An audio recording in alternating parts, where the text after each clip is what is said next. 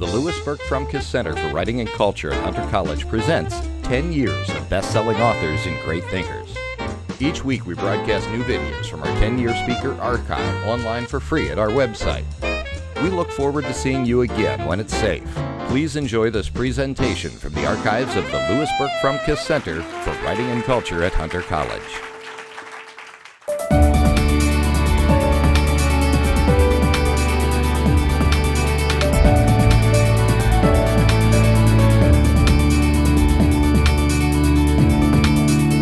Tonight is our Jack Burston Memorial Lecture, and thanks to one of the generous benefactors who wishes to remain unnamed but sitting in the audience. In any event, we always invite someone special for this event, and by the way, there are refreshments later. They're in the back, and Richard Lederer, our guest, will be happy to inscribe books for you as well. That said, I'm going to tell you a little about Richard, who's I've known for a long, long time. The term sui generis springs to mind when I think of Richard Lederer, though most of you probably think of more playful terms to describe him: verbivore, logophile, logolept, wordaholic, to name a few. In any event, Richard is definitely one of a kind. Almost as if he sprang fully formed from the head of H.L. Mencken. When I first met Richard 20 or 30 years ago, you could just push a button and Richard would dazzle you for an hour with his magic song of language. I once came to introduce him before a talk at Harvard or Mensa or somewhere else, and he was already in the middle of his performance, having introduced himself earlier to the audience, and without waiting for me, just proceeded with what he had to say. Thank God he waited for me this time. And just for the record, Richard is probably this country's leading wordsmith, author of more than 40 books about language, history, and humor, a Toastmasters International Golden Gavel winner, the International Pun Foundation's Punster of the Year, host of A Way with Words on public radio, nationally syndicated, who makes literally hundreds of appearances around the 50 states, helping people enjoy and understand their own language. That is his raison d'etre and love in life. Another love, his children, Howard and Annie Duke, who are champion poker players, and in the world of poker may eclipse even Richard with their skills and reputation. They are rock stars. Katie, his other daughter, is a poet and memoirist who apparently inherited some of Richard's genes and just makes him proud. Beyond all that, Richard is my dear friend who taught English at St. Paul's School in Concord, New Hampshire for 27 years. Some of his students may even be here tonight, and with whom I've enjoyed many a laugh. He has traveled 3,000 miles from his home in California just to be with us at Hunter College this evening. So, ladies and gentlemen, please enjoy the inimitable Richard Lederer.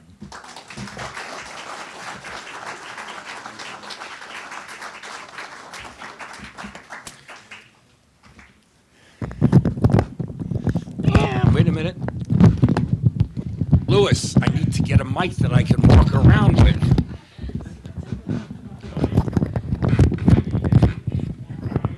Audio visionary, please. No teacher stands at a lectern. Not a podium, a lectern.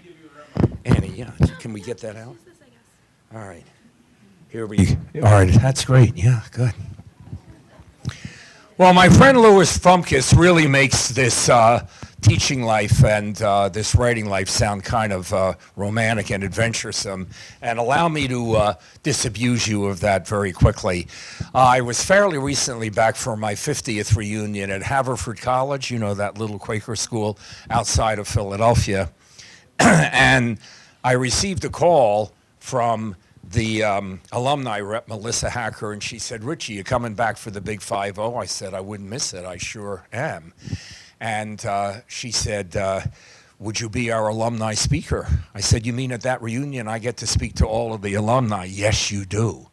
I said, "OMG, which, by the way, is in the Oxford Dictionary now. I said, I would be absolutely delighted, but I think you may be making a mistake, because surely back for his big 4-0, Dave Barry. Now, Dave Barry graduated from, don't forget the from, Haverford College 10 years after I did, and usually comes back at my reunions.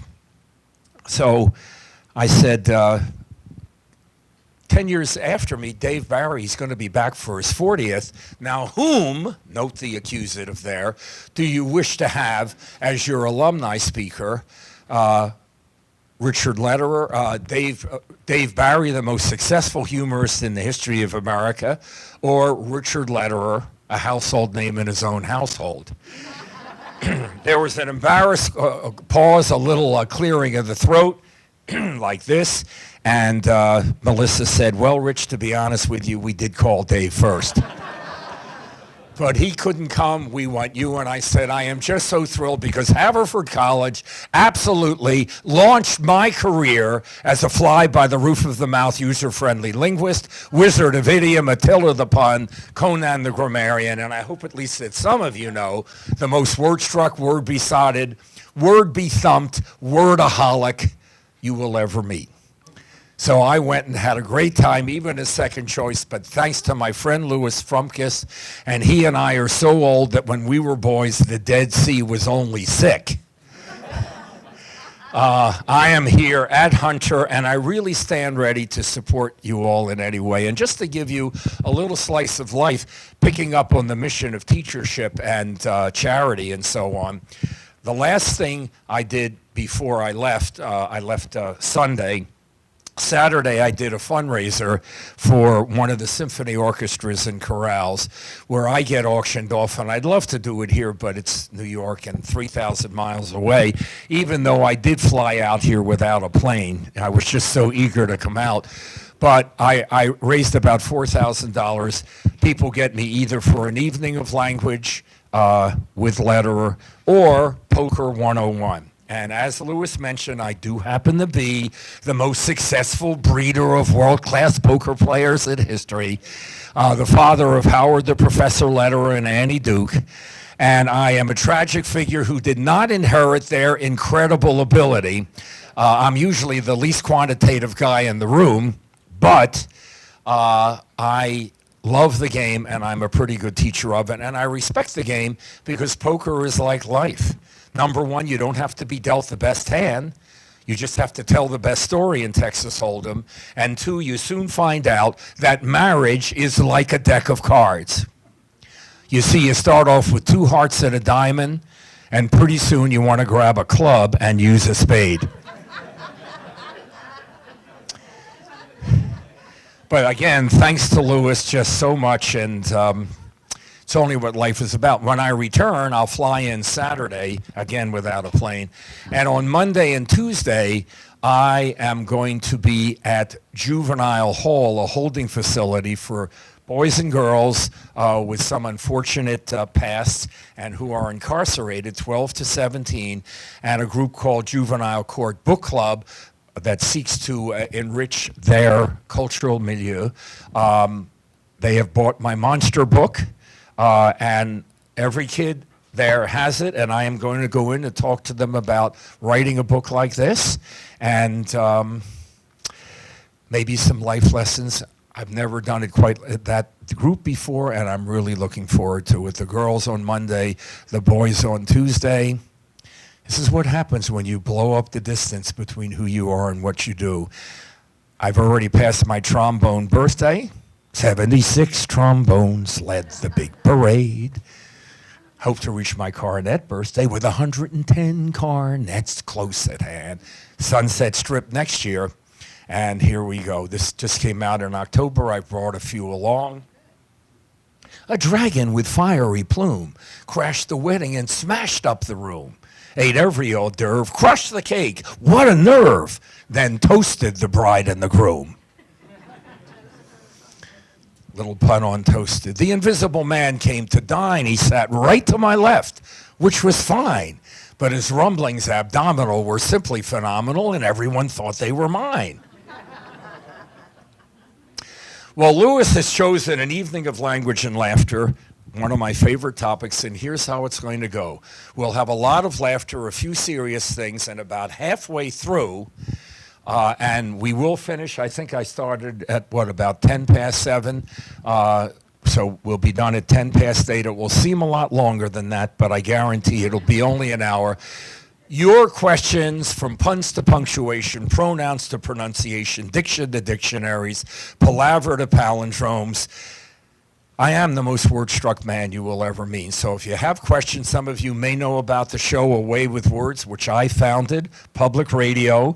They chose me because I have the perfect face for radio. And we do answer those on the spot, although we do have a bank of computers, which I don't have with me, but maybe I'll get lucky. So think about that. If you have a grammatical atrocity that yanks your chain and rattles your cage, a pronunciation question, an etymological question, where does a certain phrase come from, questions about dialects and so on, I'm happy to give it a try. So I don't think Lewis would let me out of the room without a rendition of The World According to Student Bloopers, probably the piece for which I am most famous. Notice I avoid the terminal preposition there. I know that is something up with which you will not put, so I put it in the front. The World According to Student Bloopers is a fractured chronicle of the human race composed entirely of fluffs and flubs, goofs and gaffes, blunders, boo-boos, botches, and bloopers, miscreated by students all over the world, but nobody descended from you. Not one of these comes from a human being who shares DNA with you. They're other people's kids, but everyone is authentic, certified, genuine, unretouched, unconcocted by any professional humorist, including me. I didn't make them up. So The World According to Student Bloopers, by the way, Paulie's, I got very few of these from St. Paul's. It's other kids. The World According to Student Bloopers begins with the Egyptians, who were called mummies, and they lived in the Sahara Desert, which they cultivated by irrigation and and rode across by Camelot. They all rode in hydraulics. And ancient Egyptian women wore a colosseris, a loose-fitting garment, which began just below the breasts, which hung to the floor. No adult or adulteress could make that up. That was done by a student in Freiburg, Maine. I remember that one. And that's about the Egyptians. Inevitably, by the way, can you hear me okay? Am I up close enough? I mean, if a megaphone makes your voice bigger, then a microphone makes your voice bigger. How interesting. Inevitably, from the Egyptians to the Bible, you do know why Adam and Eve were the happiest couple in history? Well, it's because she couldn't tell him how many other men she could have married, and he couldn't tell her how much he loved his mother's cooking. And your laughter is because you know about Adam and Eve, and the more you know, the more you laugh in life. And you'll see that come up a little later. The Bible is full of many interesting caricatures, including Noah, whose wife was called Joan of Arc, Lot, whose wife was a pillar of salt by day and a ball of fire by night, Moses, who went up on Mount Sinai to get the 10 Commandments, but who died before he ever reached Canada.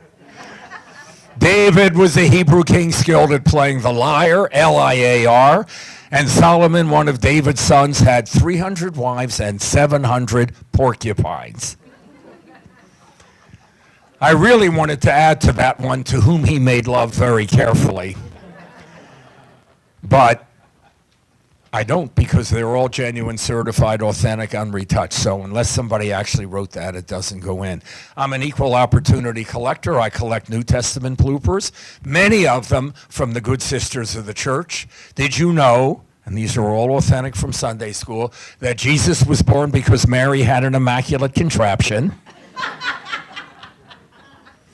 By the way, I take this woman with me to every performance. Thank you. I love you. Right, I know. Funny, I know it's like Groucho Marx wrote a letter to an author. From the moment I received your book, I've been laughing uproariously. One day I intend to read it. Very typical, Mark's. Another one is, I've had a lovely evening. This wasn't it, but I've had a lovely evening. So, at any rate, an immaculate contraption. When Jesus grew up, he enunciated the golden rule: do one to others before they do one to you. And I'll bet you didn't know that an epistle is the wife of an apostle. That when Jesus was born, Mary wrapped him in waddling clothes, laid him in the manger, but he was ultimately betrayed by Judas Asparagus. These are all real. And inevitably, from the Bible to the classical world, I know it, I was there. The Greeks were a highly sculptured people, and without them, we wouldn't have history. The Greeks invented 3 kinds of columns: Corinthian, ironic, and Doric. And I could hear your laughter building because you know, of course, about the 3 kinds of columns, and it ends with Doric, at least it should. And that's what I mean by the laughter being detonated by knowledge. You have the base, and you'll see this working. The Greeks also invented myths. A myth is a female moth, and one myth tells us that the mother of Achilles dipped him in the river Styx until he became intolerable. And there's the laughter of a bunch of folks who minimally have read those myths in prose. Paulie's, Edith Hamilton, I think every one of you there. Oh my God, yes, it is. I just keep looking. Oh, wow, terrific.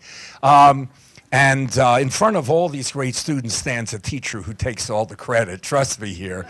Or maybe you saw the Brad Pitt movie, Troy. I thought it was excellent rendition of it. So watch again how this works. Socrates was a famous Greek teacher who went around giving people advice. They killed him. Socrates died of an overdose of wedlock. And because you know about the hemlock and maybe you know about Xantippe, she didn't look shrewish, but she was. It works even better. So, for example, yeah, somebody got it over there. But that's right, that's the way it works, good. Okay, right. So, just for example, what's the difference between a centaur and a senator? It's funny because A, it's just one syllable different, and B, if you remember your junior high school or high school mythology, you have a sense what a centaur looks like. And you can sort of see what's coming. You maintain your equanimity there. The difference between a centaur and a senator is that one is half man and half horse's ass, and the other is a creature in mythology. I actually stole that from the old lawyer's joke, that one. What's the difference between a catfish and a lawyer? One's a bottom-dwelling scumsucker and the other's a fish. It's the same jokes. I probably lost half the audience there, but what the heck. Well, the wheel of history turns and the Romans conquer the geeks. And there's a focus, at least on my world according to Student Bloopers, which I'm happy to send you by email. It's in a book called Anguished English, which I don't have here, but at any rate, focus on Julius Caesar, who extinguished himself on the battlefields of Gaul. And when the Ides of March murdered him, he expired with these immortal words upon his dying lips: "Eat you, Brutus." And that's the laughter of educated people. And I'm not being snooty or snobby. I don't care. Did you go to college? Did you finish? Did you go to the next level? Educated people are people who show up at events like this because they make learning a lifelong adventure. And I'm very active in senior education in San Diego Oasis. Osher, I'm sure you have your groups. I love being one of the younger people in the room, and it's just a lifelong adventure. And also a number of people here who have taken the time to acquire that common ground of reference and allusion that knits together a civilization. So that's the classical world. We'll pick up some more, but I welcome your questions. If we're not going to meet each other in this configuration, Louis, I'm thrilled. I mean, because this is, I think, about the number that we expected, maybe more. And yet, I just saw the weather, and I said, oh, please, I hope the rain keeps up. Please let the rain keep up, and then it won't come down. But it did. That is, by the way, called contronymic thinking. I'll do this just for a minute. The rain keeps up. We think of it coming down, but it could be up. When these lights are out, they're invisible. But when the sun is out, it's visible. So just to give you an idea how that works, here is an OK sign for this marvelous, I don't say lecture series in my case, performance series. And I'm going to poke my head through that circle. You'll see how contronymic thinking works. Do I contradict myself? Very well, I contradict myself, said Walt Whitman. I contain multitudes, and I'm going to do it right now. I'm going to poke my head through this circle. I think some of the Polies may remember I did this in class, but ready? And you say impossible, big head, little circle, but I am poking my head through this circle.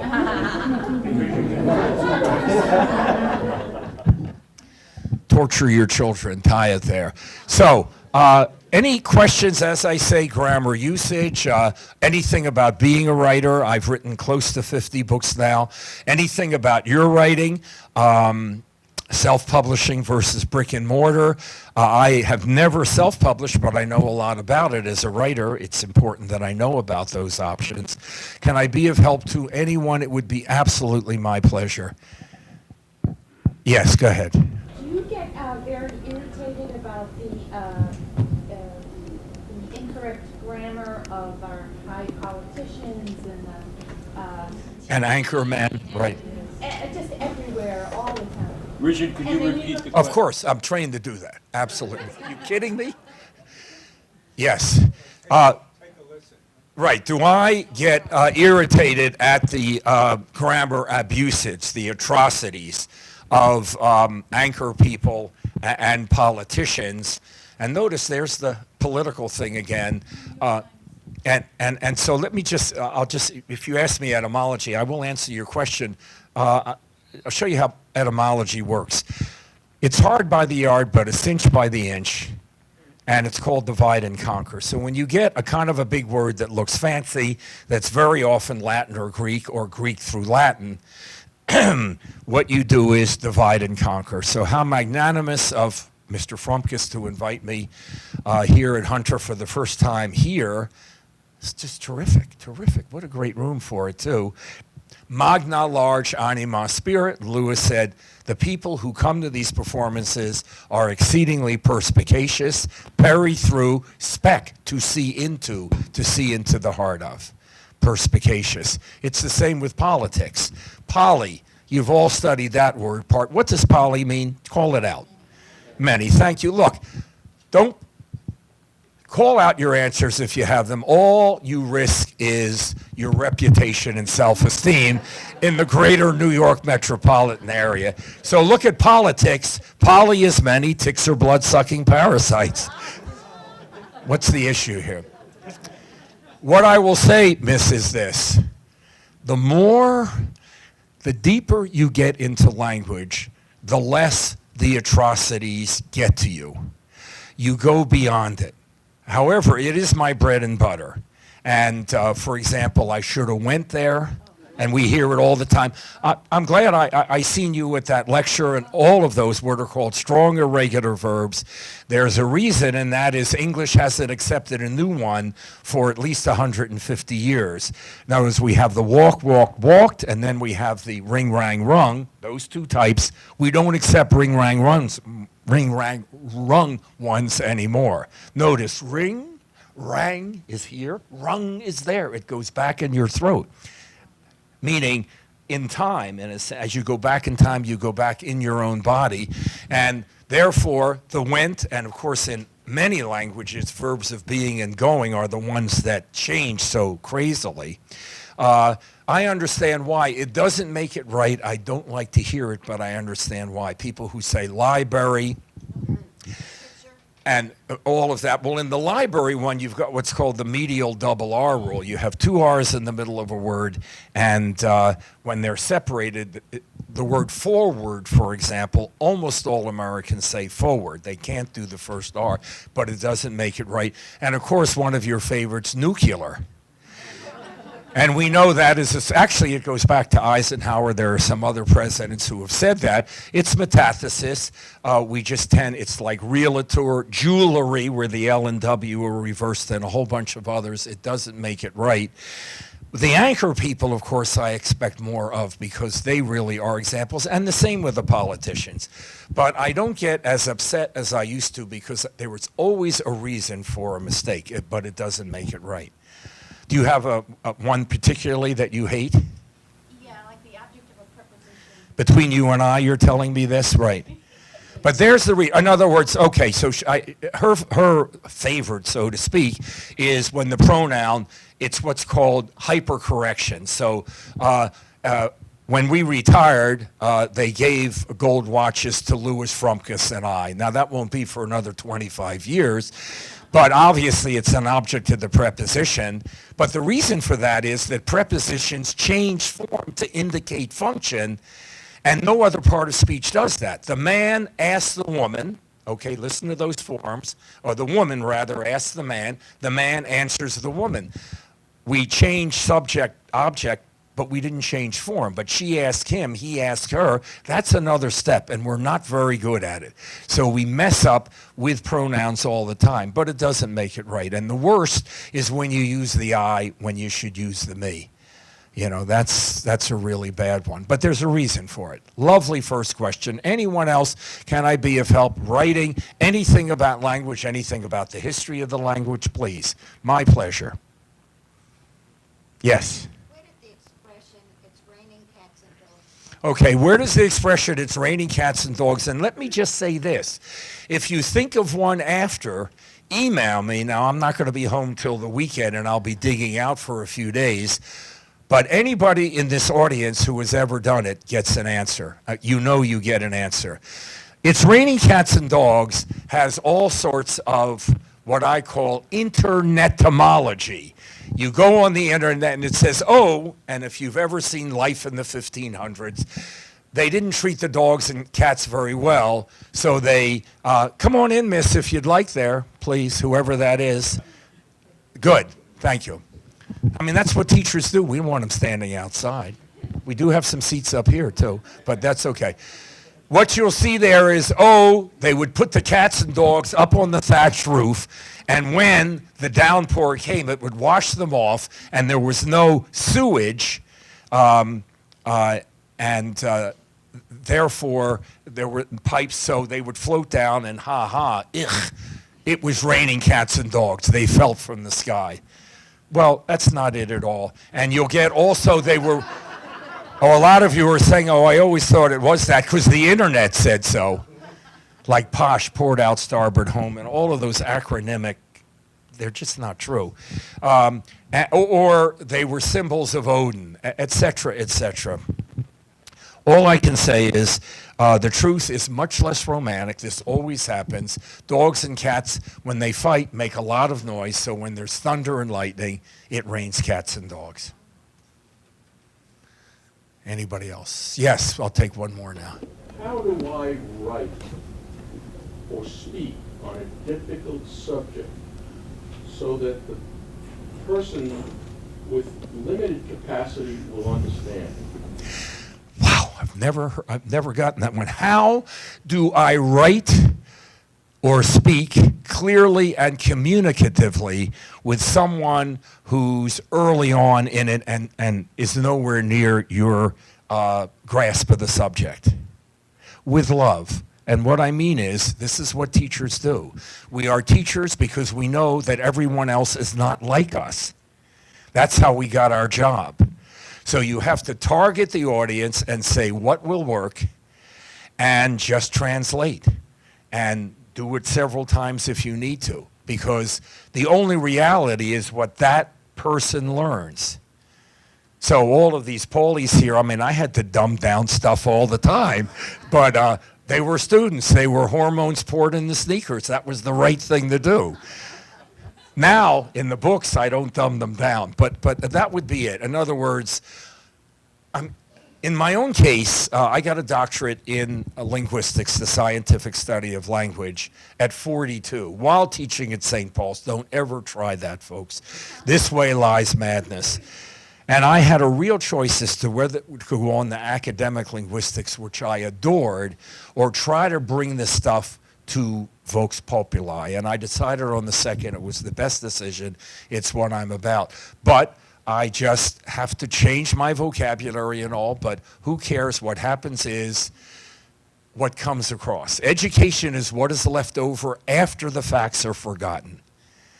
It's that feeling. And if you are just going to be up there and your audience is down here, you teach nothing. Great question and very courageous. Thank you. Okay, so let's continue with the world according to Student Bloopers. We got through the classics. The wheel of history turns again, and the Romans are conquered, overrun by the barbarians. And by the way, let me just point out, I'm sure it's obvious, why are you laughing? I am speaking gibberish. But you as human beings are hardwired to hold multiple meanings in your minds all at once. And therefore you immediately translate that as educated people to barbarians. But they're both in there, and that's why you laugh. If you were not wired to do that, you'd say, Frumkes has gone mad. He's just hired this guy that speaks gibberish. So, I mean, that's the important thing. Unlike the physical world in which two things cannot occupy the same space at the same time, in language they can, and often it's more than two. Have you heard about the successful perfume manufacturer? His business made a lot of sense. Somebody spell sense for me. S-C-E-N-T-S, he was perfume. Give me a second one. C-E-N-T-S, he was successful. And what's the third? S-E-N-S-E, it was just and appropriate. And we hear it, just a quick sentence, one syllable, in and out, all three. Magnificent. We're the only creatures, we think, in the entire universe that can do that. We're not sure, but there's a good chance. We're certainly the only creatures on Earth that can do generative, creative, multiple semantic units. No other creature can do that here. So the Romans are overrun by the barbarians. I see you taking notes, but remember, if you actually email me, I'll send you this whole thing. That's very nice of you. And this takes us into the Middle Ages, when everyone was middle-aged. King Arthur lived in the age of chivalry, with brave knights on prancing horses and beautiful women. Magna Carta ensured, that's with an E, folks, not an I, Magna Carta ensured that no free man should be hanged twice for the same offense. Joan of Arc was burnt to a stake, S-T-E-A-K. You do know that a good pun is like a good steak, a rare medium well done. And don't you be beefing and stewing at my meaty puns. But at any rate, people contracted the bluebonnet plague, which caused them to grow boobs on their necks. Boobs, not buboes. But you're so kind. And they also perform morality plays about ghosts, goblins, virgins, and other mythical creatures. Then came the Renaissance, when people really felt the value of their human being. As you come out of the darkness and the rain to spend the night hanging around with language with a neighbor. I'm a Philly boy. I happen to go to have attended West Philadelphia High School the same 3 years that Will Chamberlain was at Overbrook. Same 3, and he died about 10, 12 years ago. Scary. Will Chamberlain. Basketball. He did. It's sort of like a Great Dane. I think, it's just, you're so big. And in the days when 7 foot and built like Superman and a super athlete, that was very new. And by the way, he could shoot foul shots in my day. And I did find out, I've ultimately discovered, if you've read his book, why half the children in the neighborhood look like Will Chamberlain. You get the... Yes, it has to be. You do the math, right. So, but here you are, and you really feel the value of your human being. The Renaissance, a time of a great many inventions and discoveries. Gutenberg invented the Bible in removable type. Sir Walter Raleigh discovered cigarettes and started smoking. And Sir Francis Drake circumcised the world with a 100-foot clipper.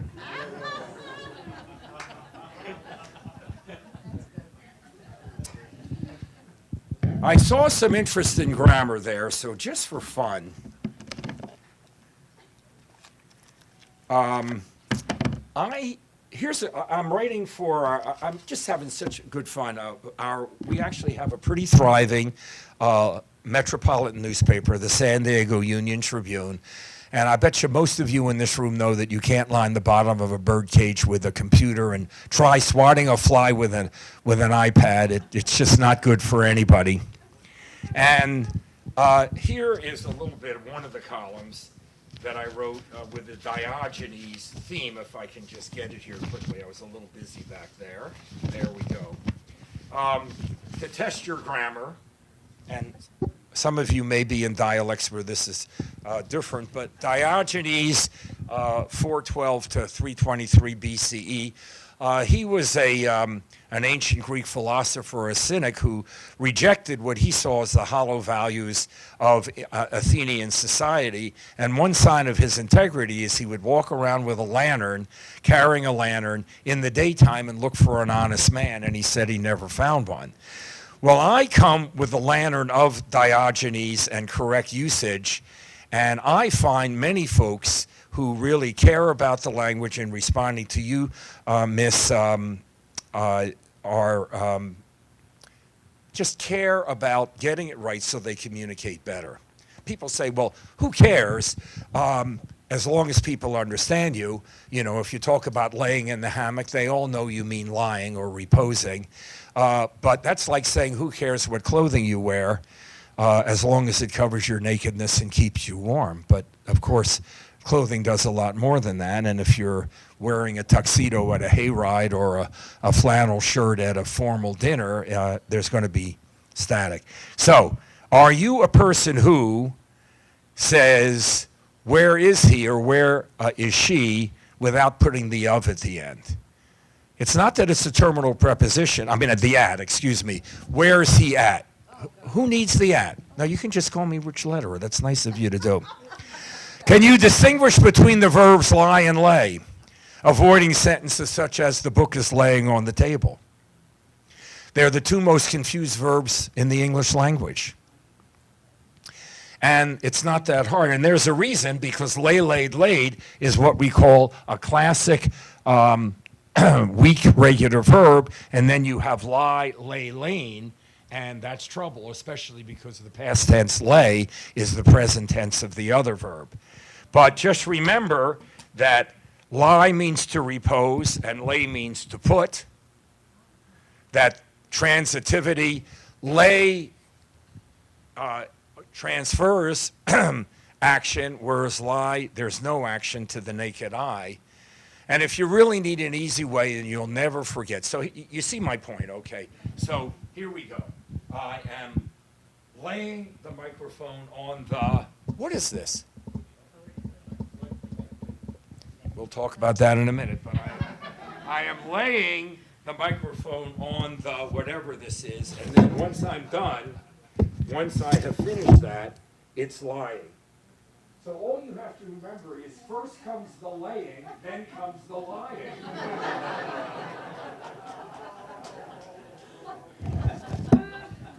And by the way, that was an interesting point. Let's take a little vote on lectern and podium, and to relax you, you can't be wrong. What do you call the free-standing piece of furniture in a secular setting like this? We're not in church, so it's not a pulpit. The rostrum and the dais are those. It's the platform.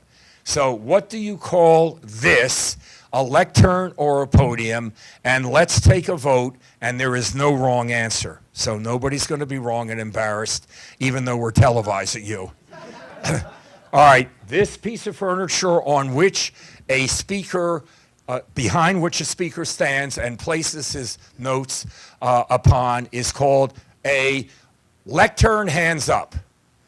All right, hands down, podium hands up. Folks, this is going to be one of the rare places where it was 2-to-1 for lectern. 90% of Americans call it a podium, even though lectern comes from Latin lectura, to lecture, to read. And podium is, well, podiatrist, the foot. It morphs in the pedestrian in Latin, and it means the foot. So for me, when somebody says Lederer places his notes on the podium, I say to myself, I didn't stoop that low. But clearly, realistically, guess what? It's a podium, but it's also a lectern. So either one, I happen to use lectern, but podium is not wrong, because good, correct usage is written on the sand. And the operative words are written and sand. And the idea is that the sand may blow away or erode, but at any moment in time, there is a code. And in this case, it has changed from lectern to podium, so either is correct. But lie and lay, if somebody said, Rich, 30 years from now, the only meaning of lie will be to tell an untruth, to be iniquitous, I would say, well, I believe you, but we live now, you say. We're hearing graduate college without the from, because there's a lot of pressure on those what are called prepositions or particle verbs. So can you deal? Let's hang, don't cave. Notice that little word is going away. And that kind of thing. But for now, it's graduate from. Maybe not in 20 years, but for now, you put the from in. Take one more question, if you'd like. Oh, no, that's right. We were doing that. Okay. So here are a few more. I won't go into such detail, although I'd love to. After someone says thank you, you actually reply, you're welcome, instead of no problem. You know what I mean? Have you had that feeling you're sitting at a table, you ask the server, and I like that change, for extra lemon for the tea, and then the guy says, no problem, and I want to just grab by the collar and say, you're darn right it's no problem, you're getting paid for it. Now, if my tire goes flat on a highway and somebody comes out and changes my tire for me, and I say thank you and they say no problem, that's fine. That is so A plus B, the C of D, which is an acronymic acrostic called Above and Beyond the Call of Duty, APC. Steal it, please. Or write me, I'll send it to you. Right. You Kabbalists especially here. But at any rate, that's fine, but just where they're supposed to do it and they say no problem, you're done. Hey, I'm 76 years old, you don't punch me. Keeping the uhs and ums and the you knows out of your language. The likes. Are you aware that there are two kinds of likes? And I'm not kidding. The first like we're all familiar with, and it is, hey, I'm like having just such a great time, and you are like the most handsome and intelligent people who have ever come into this room. And like, is that the deal? They only let that kind of person in. But you know, there's another like which makes it seem so rife. It's the quotative like. And I'm like, Louis, you want me to come out here? Are you kidding? I am there so fast. And he's like, okay, Rich, we'll do that. And that is in place of say, ask, reply, etc. So we have both of them. And by the way, for people about my age, it started with us in the 50s in the Beats, Ginsberg, Corso, and the gang, where you would begin with like, but there was only one like, and it was that one. I don't like it because I think it's a simile and it's a lack of commitment. Like I'm really like for fighting climate change. 400,000 of you almost here. My daughter marched in that. Well, are you, aren't you? Yeah, I'm like, well, are you or aren't you? What's this like business? And you avoid messing up the past tense for went and something like that. You know the difference between less and fewer. So you know it's 15 items or fewer, because fewer means not so many and less means not so much. I have less courage than you. I can't count courage. I can't divide it, but fewer virtues because virtues are countable. You don't get puffy and talk about an historic occasion, because that H is aspirated. You wouldn't say an history book. Good to see you nodding there, miss. Thank you. And not nodding off, by the way. Here's one. Let's say your name is Smith, and in front of your home, it reads, The Smiths, capital S-M-I-T-H apostrophe S. Absolutely not. Which Smith is there, you know? In other words, if you're going to put an apostrophe, possessive, put it after the S, because the apostrophe means of or by. Boys' clothing, or for rather, clothing for the boys. I would suggest no apostrophe, just the Smiths. Right. They live there. It's not our business whether they own the place or not. We just want to see the Smiths. Paulies, you'll love the fact, honest, you remember Runlet Junior High School in Howard, my son comes home, the Lederers, capital L-E-D-E-R-E-R, apostrophe S. He was like 14 years old, notice the light because I'm estimating. And I just didn't have the heart to say to him, Howard Lederer, you are the victim of a worldwide conspiracy of junior high school shop teachers. I just couldn't say it to him. We still have it there because he does come visit from time to time, and I still haven't had the heart to tell him. So there it is with the apostrophe S. So you get the idea there. You don't dangle your participles in public by miscreating sentences like we saw many bears driving through Yellowstone Park. The between you and I have that, the hypercorrection. You use the serial comma in reasonably formal situations. The flag is red comma, white comma, and blue. And by the way, at St. Paul's, we did teach that serial comma. And my point is, punctuation exists to mirror the cadence of the spoken language. And we don't say the flag is red, white, and blue. We say the flag is red, white, and blue. Therefore, the commas should simulate that. And if you don't, you run the danger of running the last two together in confusion. I am not making this up, as Dave Barry would say, that you disagree? Absolutely. The comma is instead of the and. I mean, if you have an and, No. you don't need a comma.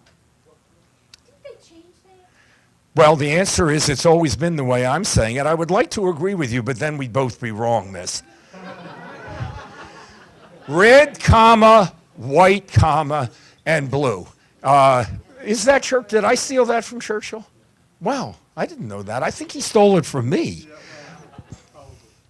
In other words, I don't see, I understand, but the and doesn't replace the comma. If I say Mutt and Jeff, the and isn't replacing a comma. There's no comma there to begin with. It's Mutt and Jeff. And if you don't put it in, what you're going to get is the flag is red, comma, white, and blue run together, as, for example, this absolute, authentic book dedication. Somebody actually wrote, to my parents, comma, the Pope and Mother Teresa. No comma. We always wondered about those two. To my parents, comma, the Pope and Mother Teresa. It looks like in a positive. They are your parents. To my parents, comma, the Pope, comma, and Mother Teresa. It's very clear it's four people. But I know you were taught that and that. I've heard that business about, well, the and replaces the comma. I just don't get the logic.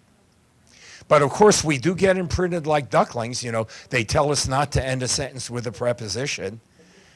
And completely bogus rule. Completely bogus. Find it, I'll tell you what, find me one reputable grammar book that has that rule in it, and I'll be much beholden to you. It was invented out of whole cloth, the terminal preposition. That was Churchill also. Let me check on time. Okay, good. We still have 2 hours. So you're asking, watch out for the bogus rules, and we didn't teach them at St. Paul's. We didn't teach that one because it's not real. It's the perfect, it's a great example of a rule made out of whole cloth on a false Latin model by John Dryden in 1685, because if you know how Latin works with the inflections, you really can't end with a preposition. They're embedded in the inflections. So And English is a Germanic language, as you know. I mean, English, it's from the Angles, Anglish. They're northern Germans, and the Saxons were southern Scandinavians. And you can't impose these Latin rules. So I'm going to have to give you the story on this. It is so bogus that it has engendered the 4 most famous grammar jokes in the canon, and I'm going to give them to you, and if I talk too fast for your notes, email me, I'll send them to you. The first is the Winston Churchill. Winston Churchill, like maybe one of the better writers of the language, one of the great stylists, had a sentence mangled when an officious Whitehall editor untimely ripped Pauly's Macbeth, probably 4th form, maybe 5th, untimely ripped the preposition from the back and put it to the front, and Churchill railed back in a missive to the guy, "This is the kind of errant nonsense up with which I shall not put." The second joke, have you heard about the fellow who, a prisoner, a convict, who attempted to seduce his female guard so that she would help him escape? Here is an example, my friends, let me see if I can remember this, of a gentleman who was attempting to use a proposition to end a sentence with. But the point is, because the rule is so bogus, have you heard about the little boy up in his bedroom? And his father brings up a book about Australia. And the little boy looks at his father and says, "What did you bring that book that I wanted to be read 2 out of from about down under up 4? That's 9. I'll slow it. What did you bring that book that I didn't want to be read 2 out of from about down under up 4? And the fourth one, Lewis, I have 2 choices on the ending, and I'm going to take a chance because I get invited to a lot of parties, but just once. So I understand. But, and you may know a version of this. It's my favorite of them. So an Archie, a public schooler, happens to end up on a plane sitting next to a preppy. And to break the ice, the Archie says to the preppy, and Archie's a public schooler, and thank you, I love the assertiveness, really, it's wonderful. Says to the preppy, "What school are you at?" And the preppy looks down his aquiline nose and says, "Well, I happen to attend an institution at which we are taught to know better than to conclude sentences with prepositions." And the public schooler clears his throat and says, "Well, all right then, what school are you at, asshole?"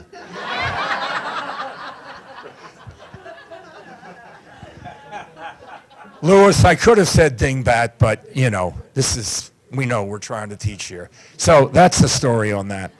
And a couple of others, just a few others here. All right, a few others. The comma in the direct address, what has happened to it? We see it on the email. "Hi, Lewis. Greetings, Lewis. Hey, didn't anybody learn that second person of vocative, it's a direct address, there's a natural pause, greetings, comma. I don't see the comma. Where is it gone? I just don't see it." You are people who can read and write cursive. If we don't teach cursive, well, we may not be writing it much, but how do we read it and do the research in those documents? Do you engage in literate conversations at family meals? Do you have books in your home and a place for the kids to read and study them? Do you advise your children about grammar? I did mine, and I have never met an adult or adulteress who has objected at that age to being instructed on grammar usage when they were kids. They might chafe when they're children, but they really appreciate it later on. Imagine living with me, yes. And by the way, I come from a non-standard speaking family, immigrant family, 6th and 10th grade education, my parents. I was the reader and the only one of my generation who glommed on the standard English and ended up as usage editor of the Random House Dictionary. Is this a great nation or what? And do you respect all dialects but urge that everyone become fluent in standard English? Are you one of those men and women? I can tell that you are. If you speak another dialect, absolutely, when it's appropriate, use that for communication.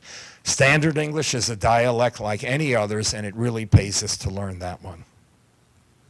Finishing up with the world according to student bloopers. I don't want you to think that I neglect American history. I have written 3 American history books, none of which are here. Any book that you want that we run out of or I don't have, you get sent this weekend. So just so you know that, I have my list over there. I just don't want you to miss out. I hope you know that just about a month ago we celebrated the bicentennial of the writing of the Star-Spangled Banner, called In Defense of Fort McHenry. Francis Scott Key, 35-year-old attorney. Do you know he wrote it as a lyric to the song, and it was a drinking song. It was a men's chorus, the Anacreonic song, To Anacreon in Heaven. And everything points to the fact that he knew the music, and actually the broadsides came out within a week with the song. And speaking of Abraham Lincoln, I hear we have a Lincoln fan here. We recently had the sesquicentennial, 150th, of the delivery of the most important speech and the Gettysburg Address, in the days when people would tramp out with 4th, 5th, 6th grade educations to a field in Gettysburg and listen to a man without a microphone who took 3 months to memorize the speech. His name was Edward Everett. And that was the Gettysburg Address as advertised. And people wanted those 2 hours, like you go to a movie and you expect 2 hours. Now, there were some remarks by the presidents that came in under 3 minutes, and it gave America a voice to sing of itself. If any of this interests you, email me and I'll send you my work on that. It'll usually be 500 to 1,000 words, really. Or, gee, I like circus slang, or I'm interested in Brit versus American. Look, folks, this is just the beginning. Email me. You'll see my email address at the bottom of the sheet, and you'll get your answer. Usually it'll just be something appended, and you'll have it. I want to be your English and history teacher. And you will learn all sorts of things. I mean, just for example, I can tell you the names of 5 presidents of the United States who are not buried in the United States. Isn't that amazing? You didn't think that was the case. 5 presidents of the U.S. who are not buried. Would you like me to tell you? Okay, Jimmy Carter, George H.W. Bush, Bill Clinton, George W. Bush, and Obama told me there'd be days like this. Are they 5 presidents of the United States? Are they buried here? Of course not. So, I have to be short because I do want to end by 10 past 8. But the world according to student bloopers, did you know that Columbus discovered America while cursing about the Atlantic on the Nina, the Pinta Colada, and the Santa Fe? Focus on Abraham Lincoln. Abraham Lincoln was born in a log cabin which he built with his own hands. Abraham Lincoln wrote the Gettysburg Address while traveling from Washington to Gettysburg on the back of an envelope. You laugh, why? It's called a misplaced modifier. Folks, it's an easy rule. Place your modifiers, even if they're single words like only, just, or even. Those are called air quotes, came in about 10 years ago into the dictionary. Or your phrases or clauses next to that which they purport to modify.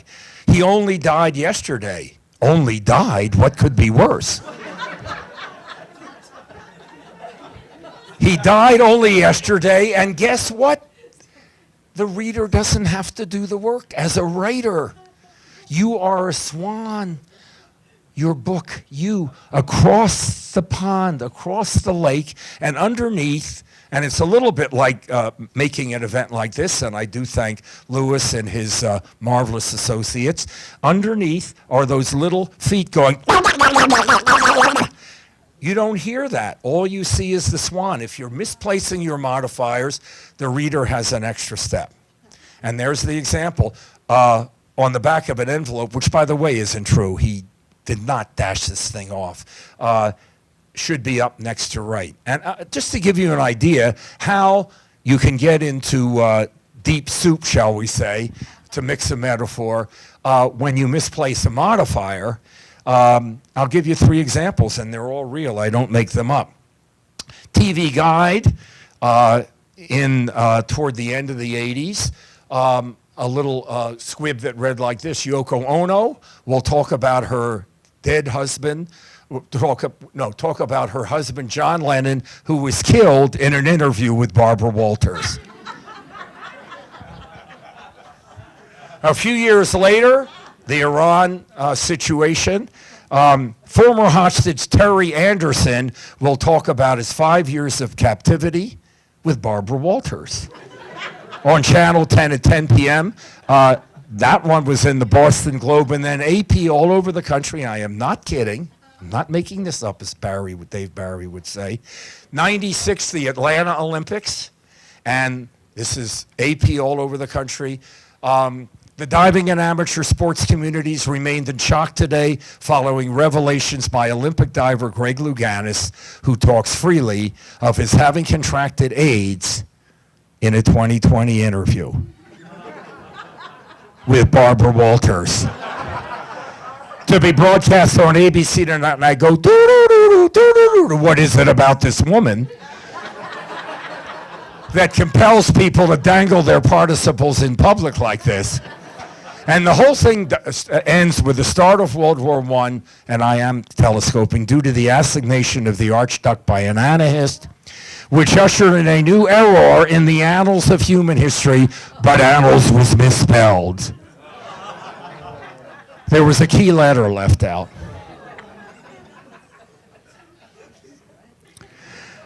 You know what it was. And it reminds me of a certain private school, and not the one at which I lived and taught and had my being for almost 30 years, came out with a letter to its constituency. Due to rising costs, we shall have to increase our tuition to $15,000 a year. Let me just think. I may be forgetting this. Let me try it for a minute. I've been going strong. We shall have per annum, $15,000 per annum.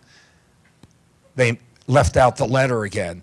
An irate parent wrote back and said, "You know, I'd much rather pay through the nose."